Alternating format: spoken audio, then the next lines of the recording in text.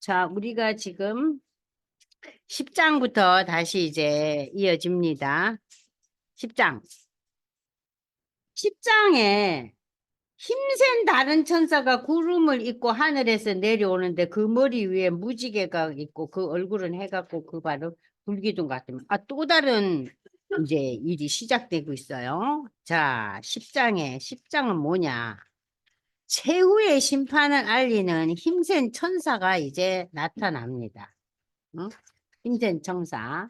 자, 그러면 이 10장은 도대체 무슨 얘기인가? 10장은 갑자기 작은 두루마리 책을 가진 힘센 천사에 대한 환상이 나타나는데 이 천사는 1절에서 7절까지 말하자면은 이제 그 심판에 대한 선포를 최후 심판을 합니다. 이 심판은 결코 지체되지 않고 복음의 비밀이 이루어진다는 아주 이야기를 해요. 여기서 보면은 우레와 같은 말을 할 때 내가 기록하려고 하다가 들으니 하늘에서 소리가 나서 말하기를 임봉하고 기록하지 말라 그러는 거예요. 그러니까 이제 또 이 요한이 깜짝 놀래죠. 내가 본 바 바다와 땅을 밟고 서 있는 천사가 하늘을 향해서 오른손을 두고 세세토록 살아계시니 곧 하늘과 그 가운데 있는 물건 땅 그가 그러니까 하나님 모든 천지 그 창조물을 물건이며 바다 가운데 있는 물건을 창조하신 이를 가리켜 명사에 이르되 지체하지 아니하리니 이건 뭐예요? 하나님의 심판이 지체하지 않는다. 너 그 생각에는 왜 이리 안 오시오 하지만은 하나님의 기준과 하나님의 역사의 그 자 속에서 결코 지체하지 않고 하나님의 때에 반드시 오신다는 얘기예요. 여기서. 무엇이? 마지막 심판이. 마지막 심판은 예수의 재림을 역사의 종말을 다 똑같은 얘기죠? 예. 일곱째 천사가 소리내는 날 그의 나팔을 불려고 할 때 하나님이 그의 종 선지자에게 전하시는 복음처럼 하나님의 비밀이 이루어지리라. 복음, 하나님의 비밀이 이루어지리라. 여러분들 복음이라는 거 제가 설명했죠. 복음은 예수가 복음이에요. 예수가 복음. 네. 그럼 이 예수가 그리스도라는 신앙 고백이 복음이잖아요. 그죠? 그러면은 우리가 신앙 고백할 때 예수가 그리스도라는 이 신앙 고백이라는 것은 그리스도는 뭐예요?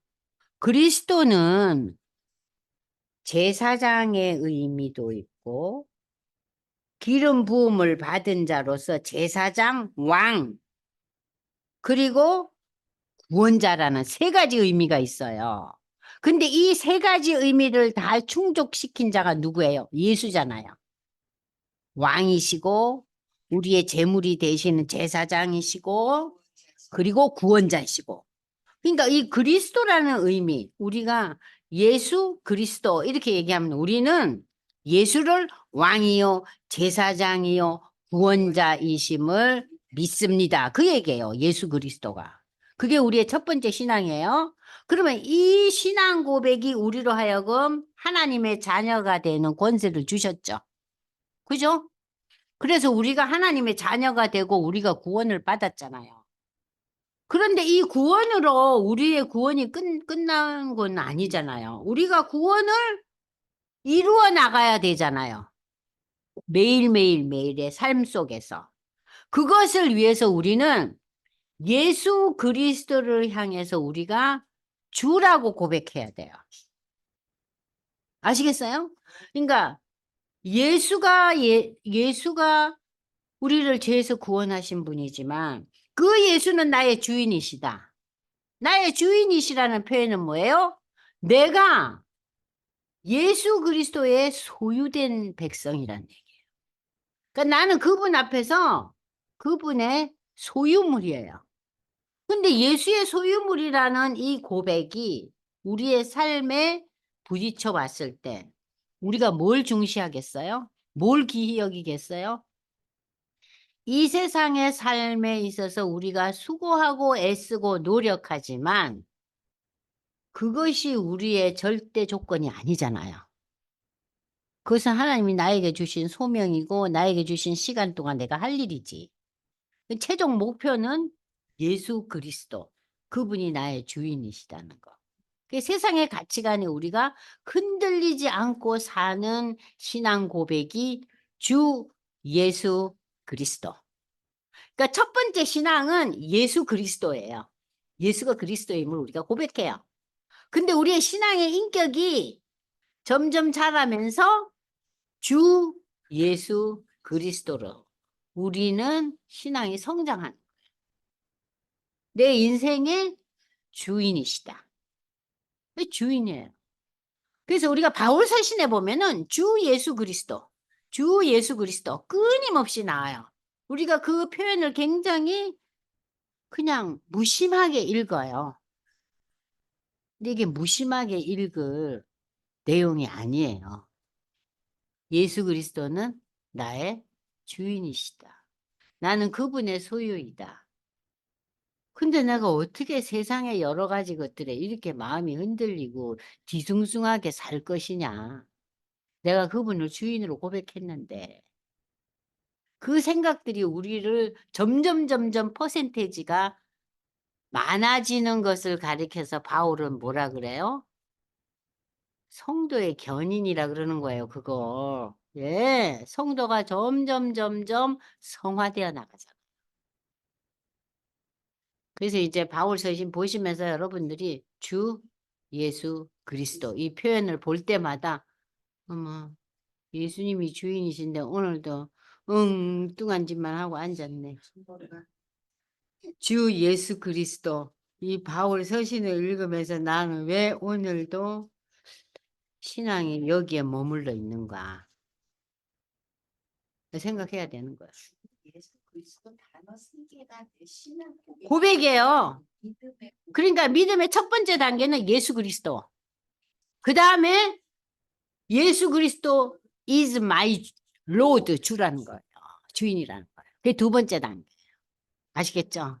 굉장히 간단해요. 우리의 신앙 고백이 예수 그리스도, 주 예수 그리스도.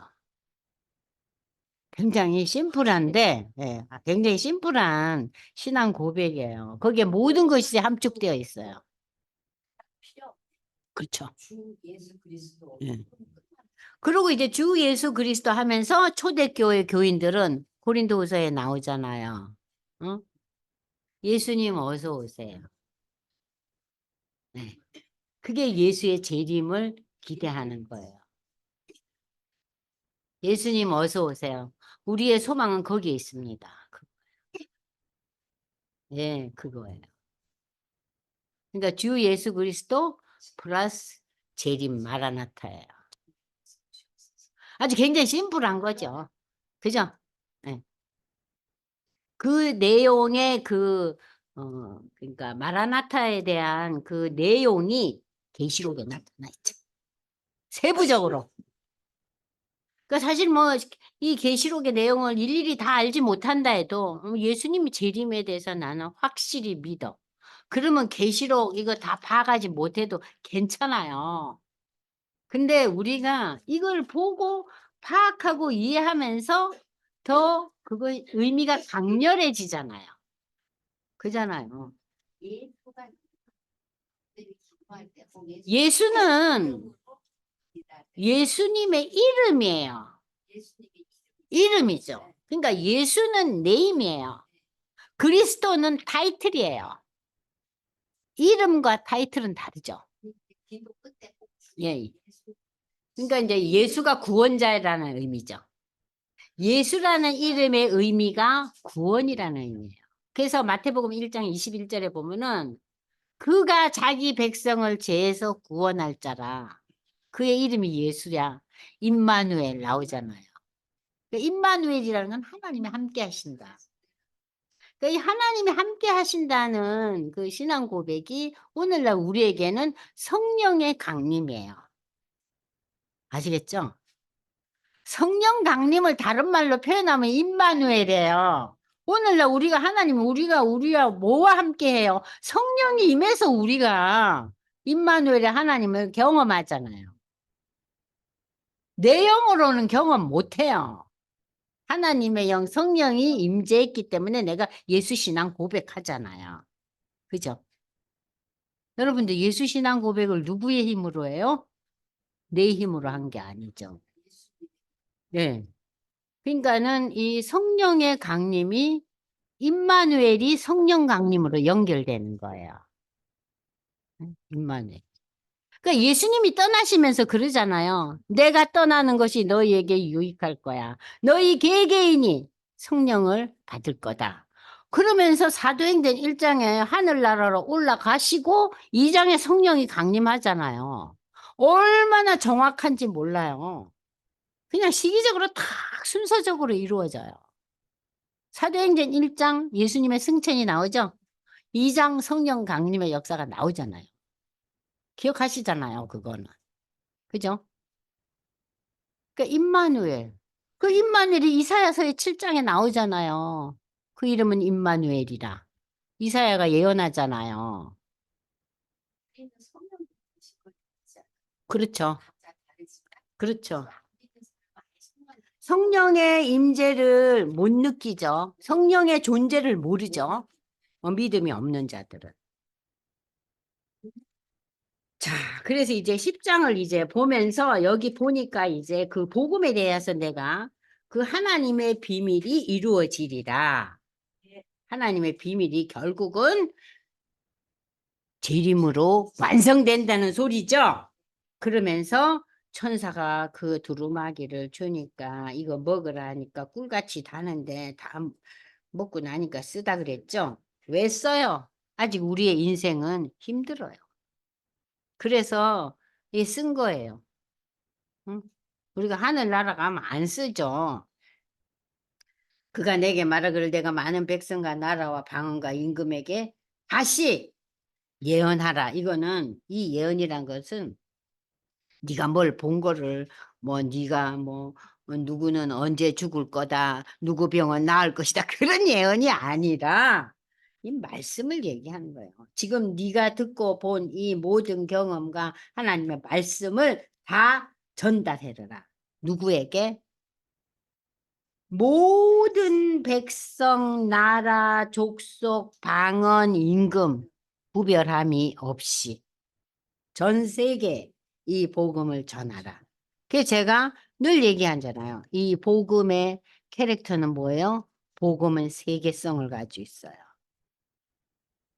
민족에 구애받지 않고 높고 낮음에 구애받지 않고 남녀에 구애받지 않고 모두에게 복음이 열려 있다는 복음의 세계성. 두 번째는 뭐예요? 복음의 특수성. 특수성은 뭐냐면 예수만이 구원자라는 거예요. 그게 특수성이에요. 예수만이 나의 구원자다. 너희에게 다른 이름을 준 적이 없다. 예수 외에는. 인류를 구원할 자는 예수밖에 없다. 그게 복음의 특수성. 복음의 세계성은 모든 인류에게 문이 열려 있다. 그 다음에 세 번째 복음의 긴급성. 긴급성은 뭐예요? 아니 우리 친구가 오늘 저녁에 나중에 보니까 아이고 죽어빛내 막. 아이고 얘한테 내가 복음을 못 전했네. 이 복음이 얼마나 긴급한 겁니까? 그죠? 복음의 긴급성. 자, 복음의 그 세 가지 캐릭터 이해하셨죠? 네. 왕건사님 이해되셨죠?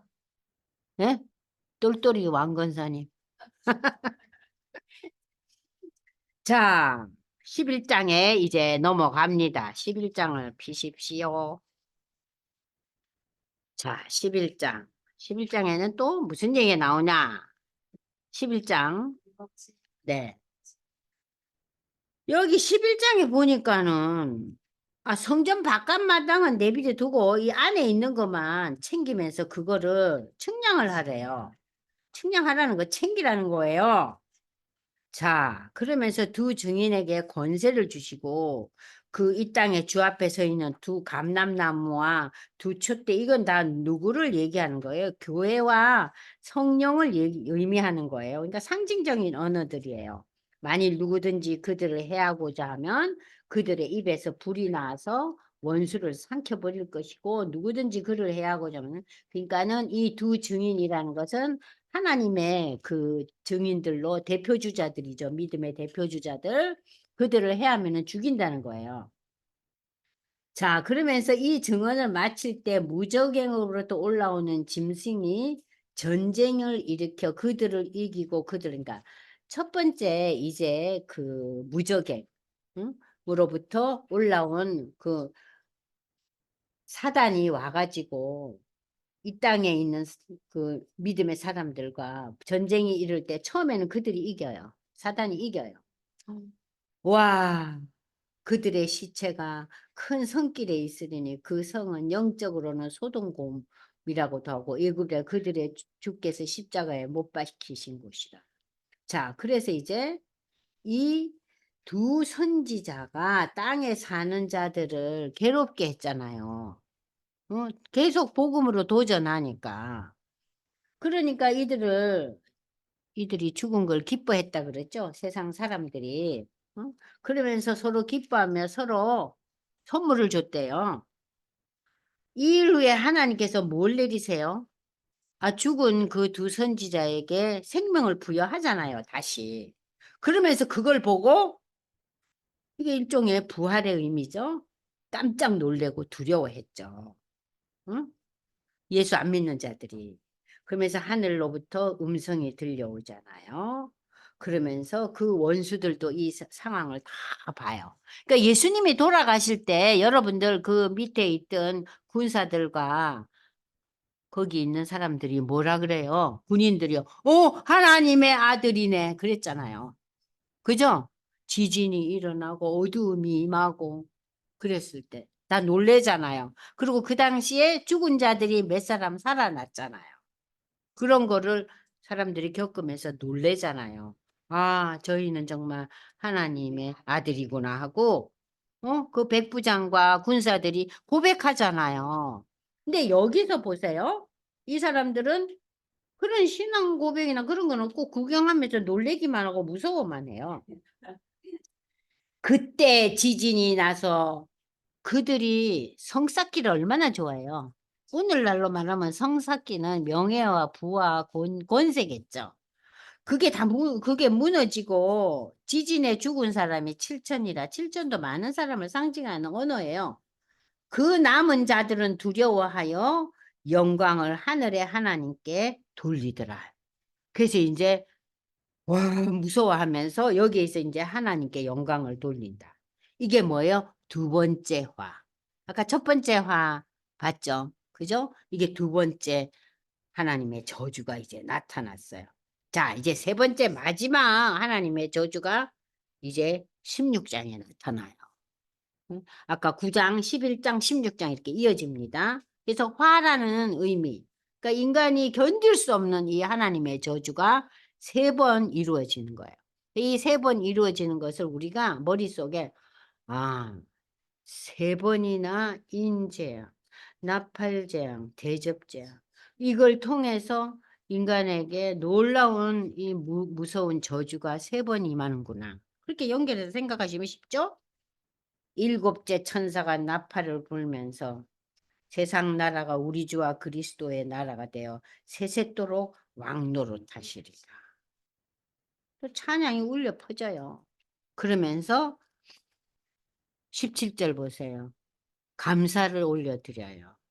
그러면서 하나님은 옛적에도 지금도 계신 주 하나님 전능하시니요 친히 그 권능을 잡으시고 왕노릇하시리. 이방들이 분노하며 주의 진노가 내려 죽은 자를 심판하시며 종 선지자들과 성도들과 작은 자든지 큰 자든지 주의 이름을 경외하는 자들에게 상 주시며 그러니까 우리가 믿음이 좀 작은 자든 큰 자든 하나님께서는 그에 적합한 상을 다 주셔요. 그리고 또 땅을 망하게 하는 자들을 멸망시킨다. 그러니까 마지막 때 우리는 하나님의 상급을 큰 자든 작은 자든 하나님이 주시는 상을 받지만 상대방들은 뭐예요? 멸망의 심판을 받을 거라는 이 찬양의 가사가 여기 나오죠. 이에 하늘에 있는 하나님의 성전이 열렸다 그랬어요. 성전 안에 하나님의 언약궤가 보였다. 언약궤라는 건 옛날에 그 언약궤 안에 말씀이 있었잖아요. 그러니까 이 성전이 열리고 언약궤가 보였다는 것은 하나님의 그 약속의 성취가 될 것이라는 것을 상징적으로 나타내는 하나의 그림이에요.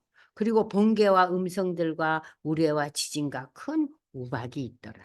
그러면서 이제 7번째 천사의 이제 내용이 끝납니다. 그러면서 이제 12장에 보니까 하늘의 큰 이적이 2개가 나타나요. 1절에 3절에 나오죠. 하늘의 또 다른 이적. 하나는 뭐예요? 해를 옷 입은 여자가 아이를 가지고 있어요. 이 해를 옷 입은 여자는 교회를 상징하기도 하는데 어쨌든 믿음의 사람. 근데 이 아이를 베어 해산하게 되어 아파서 애를 쓴다. 그런데 또 다른 이정은 붉은 용이 나와요. 그러면 이게 지금 완전히 하나님의 그 다스림을 받는 것과 하나는 사단의 대표주자의 그 전쟁의 사인이 지금 나오고 있는 거예요. 응? 그래서 지금 12장에서는 자, 하늘의 큰 이적, 또 다른 사단의 큰 이적에 이 전쟁 사인이 나오는 거예요. 자, 보십시오. 하늘에 전쟁이 있으니 미가엘과 그의 사자들이 용과 더불어 싸울세. 용과 그의 사자들도 싸우나 이기지 못하여 다시 하늘에서 있을 곳을 얻지 못한지라. 지금 이 전쟁은요, 처음에는 사단과 하나님과의 그 전쟁이 하늘에서 벌어져요. 그런데 그 전쟁에서 사단이 져서 얘네들이 땅으로 내쫓겨요. 그래서 9절에 보니까 큰 용이 내쫓겼어요. 내쫓겼어요. 어?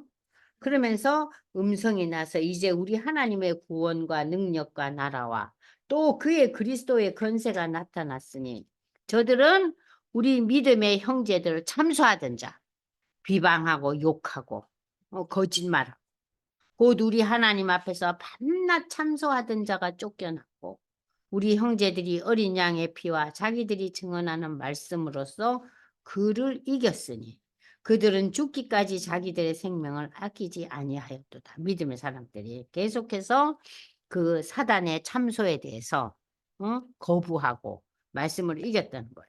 그러므로 하늘과 그 가운데 거하는 자들은 즐거워하라. 우리의 승리를 그들과. 그러나 땅과 바다는 화가 있다. 이는 마귀가 자기의 때가 얼마 남지 않은 줄을 알므로 크게 분내어 너희. 그러니까 마귀는 사단의 그 힘을 받은 쫄개들을 마귀들이라 그래요. 아시겠어요? 사단의 군대인 하나하나가 마귀라 그러는 거예요. 그죠? 그러니까 마귀의 우두머리가 사단인 거죠. 쉽게 말하면 자, 그러면 그들은 이제 하늘에서 땅으로 쫓겨가가지고 이제 열불이 난 거예요. 1차 전쟁에서 졌잖아요. 하늘 전쟁에서. 그래갖고 땅에 와서 땅에 있는 사람들을 고통을 주고 들들들들 볶는 거예요. 자, 용이 자기가 땅으로 내쫓긴 거 보고 남자를 낳은 여자를 박해하는지. 그러면서 용이 여자에게 분노하여 돌아가서 그 여자의 남은 자손 곧 하나님의 계명을 지키며 예수의 증거를 가진 자들과 더불어 싸우려고 바다 모래 위에 서 있더라. 그러니까 바다 모래는 뭐예요? 땅에 내려왔어요. 쫓겨서.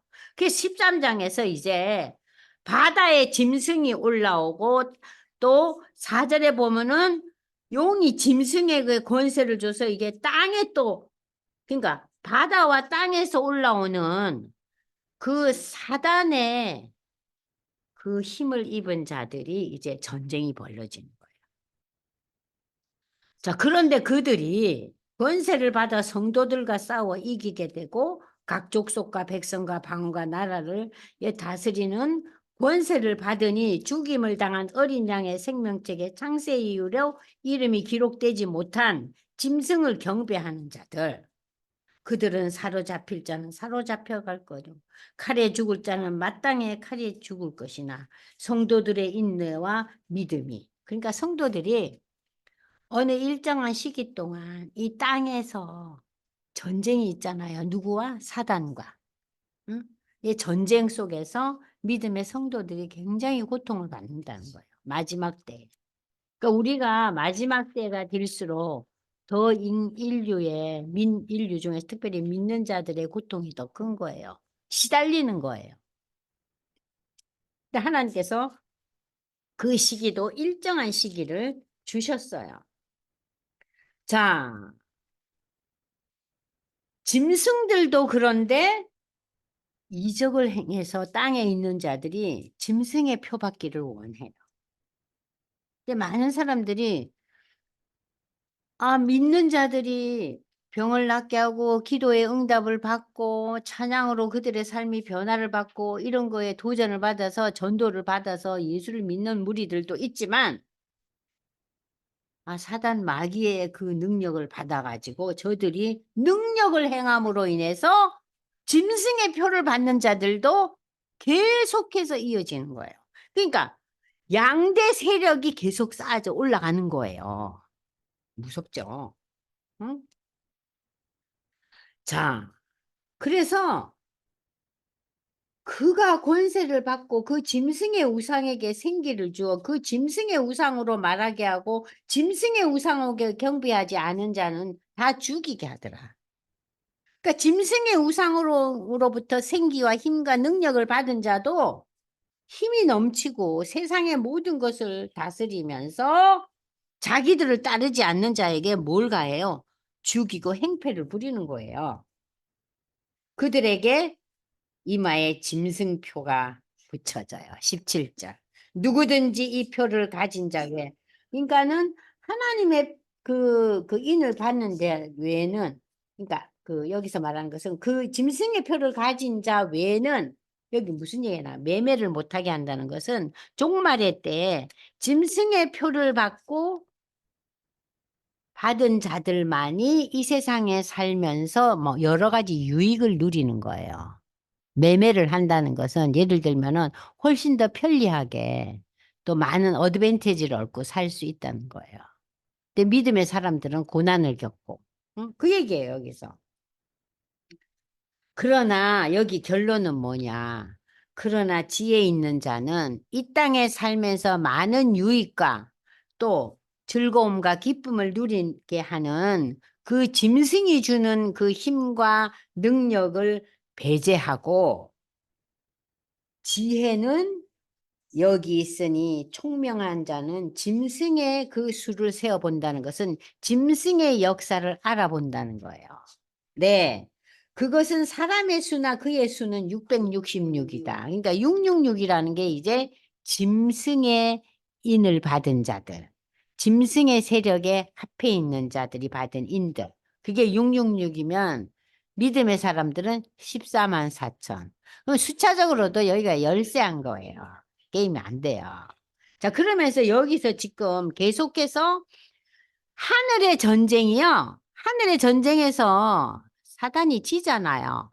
그러니까 이 사단이 그 분노를 가지고 땅에 내려와서 땅의 사람들을 이렇게 힘들게 하고 수많은 사람들에게 자기의 능력을 행하면서 짐승의 표를 받게 하잖아요. 그래서 짐승의 표를 받음으로 인해서 이 세상에 여러 가지 어드밴티지를 얻게 하잖아요. 눈에 보이는 유익을 얻게 하면서 계속 세력을 불려가지만 여기 마지막에 뭐예요? 그러나 지혜 있는 자들은 666 짐승의 표를 받은 자들은 하나님의 저주받을 자다. 우리는 하나님의 인을 받아야 된다는 것을 받아들이는 자가 총명한 자고 지혜자라는 거예요. 비록 이 땅에 살면서 그 짐승의 그 마귀의 그 사단의 능력에 우리가 뭔가를 얻지 못한다 할지라도. 이해되시죠? 지혜자, 총명자를 지금 얘기하고 있어요.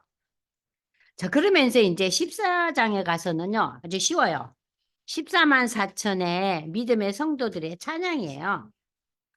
그러니까 이제 13장에서는 전쟁이 일어나고, 그 전쟁 속에서 사단들이 힘을 얻고 막 휘둘러대요.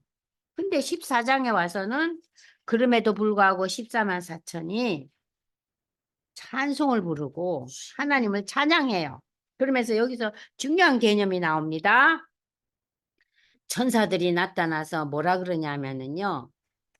야, 모든 민족과 종족과 방언의 백성들에게 전할 영원한 복음을 또 선포하는 거예요. 그러니까 지금 여러분들이 보시면은 이 재앙 속에서 얘들아, 이 땅에, 이 지구상에 수많은 민족, 수많은 다른 언어를 가진 인도의 언어가 3,000개가 넘는다죠? 아유, 어찌 사나 모르겠어요. 마을마다 언어가 다르니. 그 모든 종족들에게 이 복음을 알리라는 거예요. 알리라는 게 지금 또 그 얘기예요. 이 영원한 복음을 자, 큰 음성으로 이 영원한 복음은 첫 번째 무슨 얘기를 지금 천사가 하고 있어요.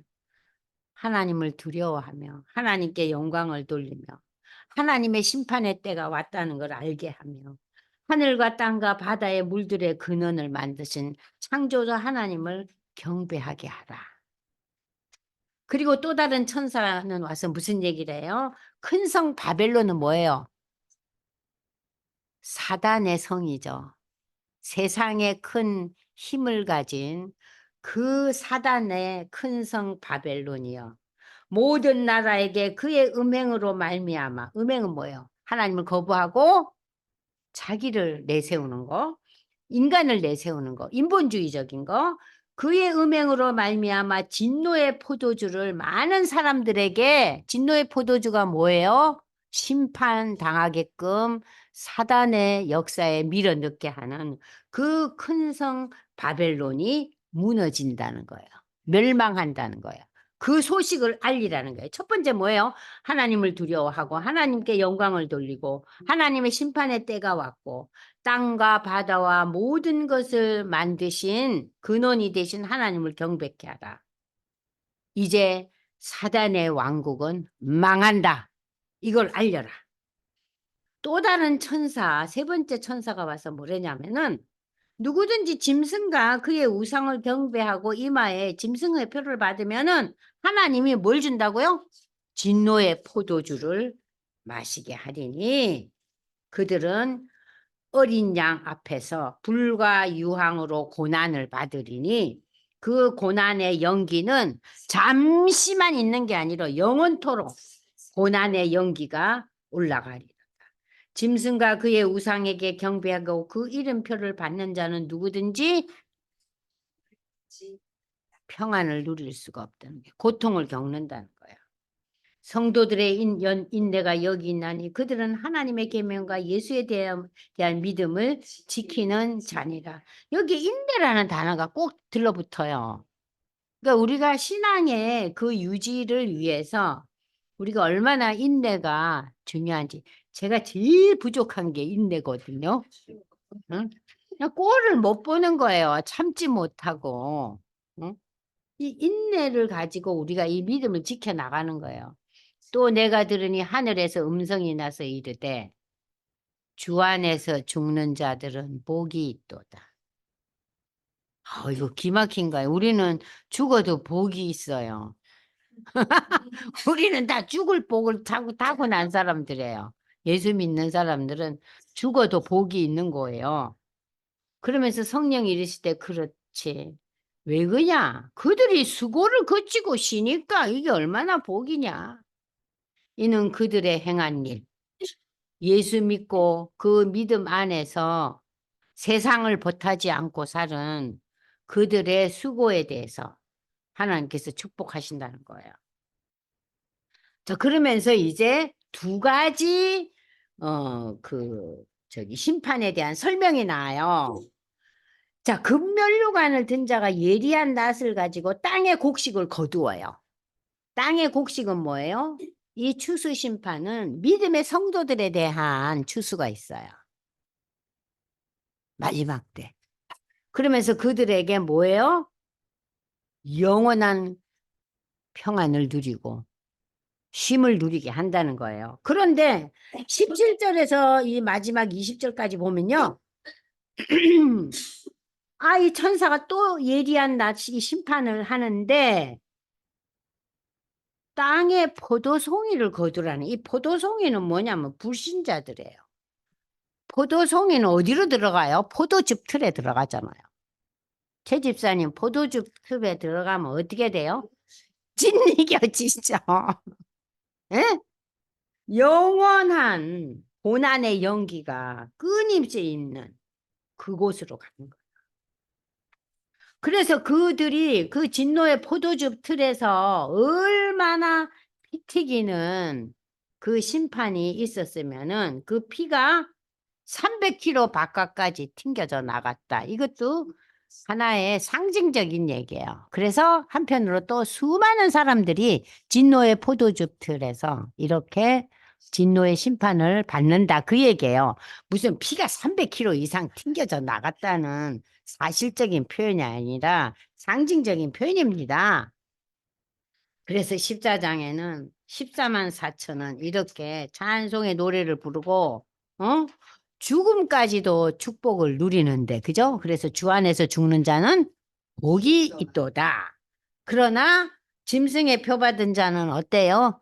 영원히 꺼지지 않는 연기가 날라면 불이 타야지 연기가 나지 않습니까?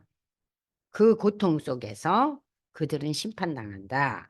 그러면서 이제 15장으로 넘어갑니다. 여러분들 이제 15장, 이 15장에 이제 와서 이제 마지막 그 재앙, 금대접 재앙을 선포합니다. 하늘에 크고 이상한. 그러니까 지금까지 우리가 첫 번째 인재야, 두 번째 나팔재야, 그죠? 그리고 마지막이 대접재앙이에요. 그래서 이제 15절에 마지막 재앙이라 하나님의 진노가 이제 마무리가 될 거다. 15장 1절에 나오죠? 응? 그러면 내가 보니 불이 섞인 유리바다 같은 것이 있고 짐승과 우상과 이름의 수를 이기고 벗어난 자지 유리바다. 그 이건 뭐예요? 그, 그 사단 마귀들의 유혹과 그들이 주는 고통에서 벗어난 자들이 하나님의 금은고 수금을 가지고 그 옛날 모세가 찬양하던 또 예수님의 그 찬양 노래 그런 것을 이때 와서 또 부르는 거예요. 하나님 찬양하는 거예요. 응? 누가 주의 이름을 두려워하지 아니하며 영화롭게 하지 않을까? 오직 주만 거룩. 주의 의로우신 일이 나타나셨으며 만국이 와서 주께 경배하리다. 그러니까는 이 지구상에 수많은 믿음의 백성들이 나타나서 뭐 합니까?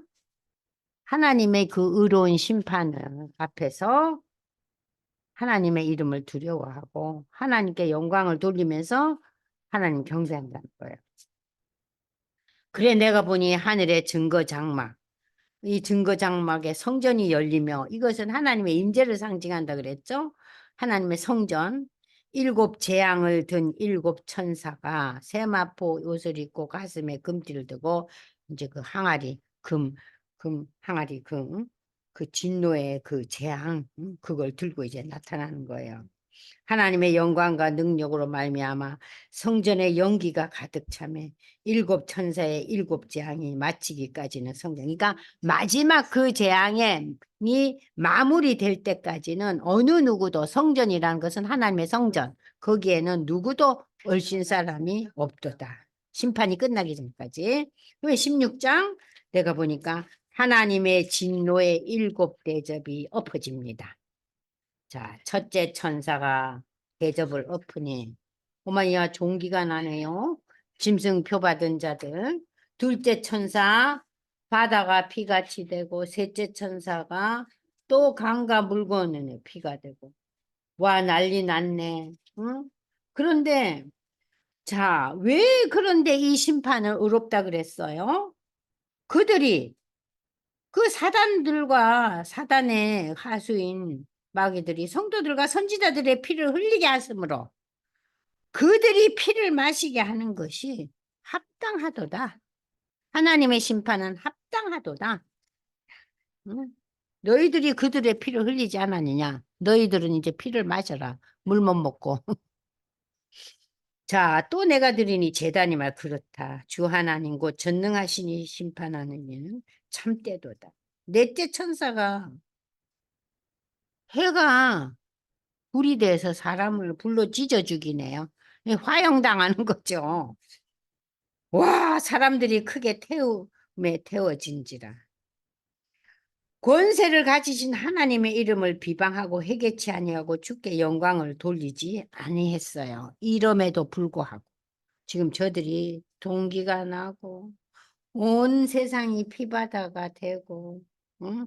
사람들이 불에 태워져 죽는 이 역사 속에서도 하나님을 비방하고 하나님께 영광을 돌리지 않고 하나님께 돌아올 기미가 없어요. 얘기했잖아요.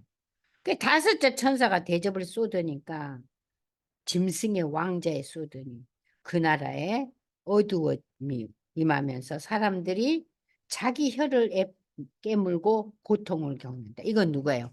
666의 표를 받은 짐승의 표 받은 자들이 또 고통을 다. 아픈 것과 종기로 말미암아 하늘의 하나님을 또 비방하고 회개치 않아. 그러니까는 짐승의 표 받은 자들의 특징은 뭐예요? 어떤 상황 속에서도 하나님을 인정하지 않아요. 하나님 인정하지 않아요. 여러분들 지구상에 수많은 지식인들, 지혜자들, 예술가들 절대로 하나님 인정하지 않습니다. 무신론자들 너무 많아요. 그들이 우리가 보기에는 무슨 사단 마귀 같은 모습으로 하고 나타나지 않아요. 너무나 멀쩡하게 인격적이고 공부도 잘하고 문화적이고 스마트한 사람들이에요. 근데 성경은 그들을 뭐예요? 짐승의 표 받은 자고 그들은 이러한 놀라운 세상이 뒤집어지는 역사 속에서도 하나님을 인정치 않고 회개하지 않는다는 거예요. 완악해 있다는 거예요. 응? 그러면서 이제 여섯 번째 천사가 유브라데 그 중동 지역이라 그랬죠? 그러니까는 이 강물이 다 말라버려 가지고 강이 마르면 길이 되죠. 그 길을 따라서 전 세계의 권력자들이 모여서 마귀들이 조종하는 전쟁이 또 이 지구상에 벌어지는데 이게 이제 마지막 전쟁이에요. 자, 그들이 하나님 전능하신 이의 큰 날에 있을 전쟁을 위해서 사단이 지구상에 널리 퍼져 있는 권력자, 힘센 자들, 왕들, 권세자들을 한데 모아요. 이 전쟁이 아마겟돈 전쟁이라는 거예요. 아시겠죠? 아마겟돈. 이 아마겟돈이 지금 유대 땅 무기또라는 데예요. 이제 아시겠죠? 자, 근데 내가 언제 오냐면 나는 도둑처럼 어느 날 갑자기 올 거니까, 응? 너희가 깨어 있거라. 내가 올 날은 징조는 보이지만 그날과 그때는 아무도 모른다 그랬잖아요. 마태복음에 나와요. 24장에. 아무도 모른다. 그러니까 너희는 준비하고 있거라. 흰 옷을 입고 준비하고. 흰 옷은 뭐예요? 믿음의 옷을 입으라는. 세영, 마귀의 세영. 이 히브리어로 아마겟돈이라는 곳으로 왕들을 모으더라. 세상의 지도자들을 모아서 일곱째 천사가 그 대접을 공중에 쏟으며 그 인간들이 세워놓은 수많은 그 성들. 그러니까 인간의 그 수고와 노력으로 세워진 여러 가지 것들이 다 이제 무너지는 거예요. 세 갈래로 19절에 보니까 갈라진다 그러잖아요. 그죠? 그러면서 마귀의 큰 성 바벨론이 하나님 앞에 기억하신 바 되어 그의 맹렬한 진노의 포도주 잔을 받는다. 맹렬한 진노의 포도주 잔이라는 것은 아까 최 집사님 말씀대로 진이겨진다는 거예요. 응? 가루처럼, 죽처럼 진이겨지고 이 땅에 있는 섬과 산도 다 없어지더라. 그리고 무게가 20kg가 넘는 능력과 파워의 힘을 가진 우박이 사람들을 다 때려 죽인다. 이것도 뭐 진노의 포도즙을 꼴이죠. 완전히 뭉개지잖아요. 그러면서 이 재앙이 일어나는 거예요. 이게 마지막 심판이에요. 그러면서 우리가 지금까지 16장까지 배운 거예요. 그러니까 우리가 지금까지 뭐 배웠어요? 인재앙, 그 다음에 뭐예요? 나팔재앙, 대접재앙. 가장 무서운 재앙이 대접재앙이죠. 그러면서 이 대접재앙이 임하면서 큰 성 바벨론, 마귀 사탄의 모든 것들이 무너져 버리는 거예요. 그러면 17, 18장 가서 뭔 얘기가 나오냐? 그 사단의 아성들이 어떻게 멸망하느냐 하는 것이 자세히 나오고 있어요.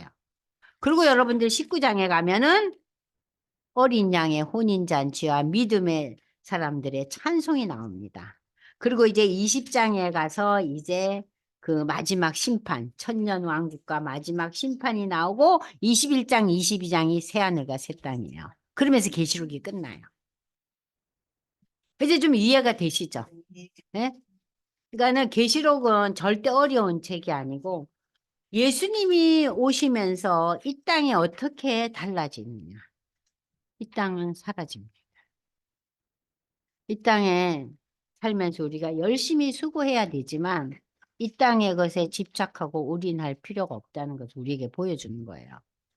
그러나 우리가 살아있는 동안 구원의 상급을 위해서 우리가 수고하고 노력은 해야죠. 그죠? 수고하고 노력하지만 이 땅의 삶에 올인하지 말고 하늘의 소망을 두라는 것이 계시록의 메시지예요. 아시겠죠?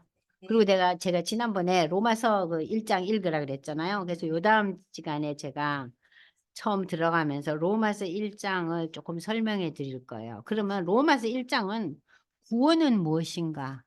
인간의 죄악은 무엇인가? 그것이 상세하게 나타나고 있어요. 응? 구원과 죄악에 대한 거. 왜 그런 얘기를 바울이 했을까요? 로마서는 당대 최고의 문화와 정치를 가진 대제국이에요. 그리고 모든 식자들이 로마를 중심으로 있잖아요. 근데 그 한 어기에서 로마의 사람들이 유대인이나 또는 이방인들이 뭐 예수를 믿고 있는 거예요. 그들에게 로마의 그 힘과 문화에 흔들림 없이 이 위대한 구원의 하나님을 잘 제대로 믿으라고 그래서 로마서를 쓴 거예요. 그래서 로마서는 구원에 대한 이론을 집대성한 책이에요. 그래서 인류 역사상 가장 많은 사람들이 그 유명한 사람들이 회심하고 돌아온 책이 로마서예요. 그러니까 이 로마서는 굉장히 위대한 책이에요. 그러니까 이 로마서는 비록 바울이 썼지만 성령의 감동으로 쓰여진 하나님이 주신 책이잖아요. 그러니까 이 로마서를 뒤엎을 만한 인간의 문화와 문명이 없다는 거예요. 그래서 제가 얘기했잖아요.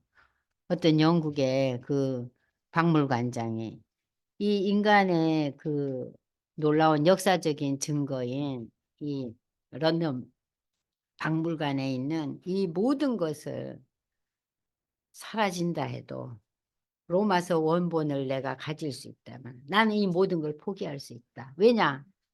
인간의 문화와 문명과 어떻게 하나님의 그 구원에 대한 책과 비교할 수 있냐는 거예요.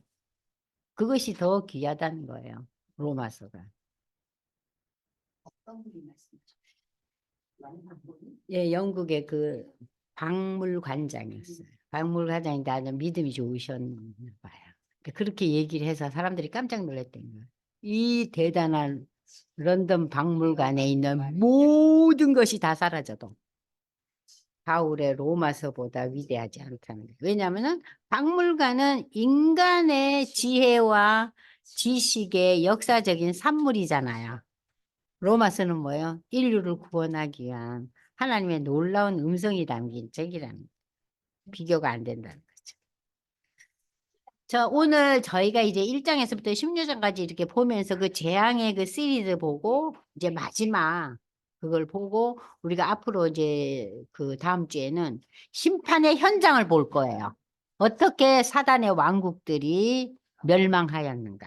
그게 17, 18장이고 19장이 그 어린 양의 혼인잔치라는 건 뭐예요? 믿음의 사람들과 그 예수가 하나 되는 그 잔치. 그리고 이제 그 대심판, 천년왕국과 마지막 그걸 우리 이제 옛날 믿음의 사람들은 백보자 심판이란 얘기 들어보셨죠? 그 얘기가 나오고 그 다음에 맨 마지막에 새하늘과 새 땅이 나옵니다.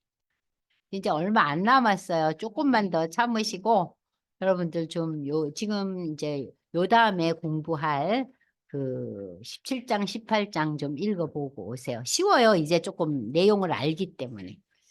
네, 기도하고 마무리하겠습니다. 하나님 아버지, 오늘 저희가 지난 7주 동안 배웠던 것들 하나하나 읽어가면서 복습하였는데 이 복습한 내용들이 우리 마음에, 우리 머리에 담겨져서 예수의 재림을 기대하며 소망하는 우리 모두에게 하나님 함께하여 주시옵소서. 오늘도 우리에게 하나님 말씀 주심을 감사드리며 예수님의 이름으로 기도드리옵나이다. 아멘. 감사합니다.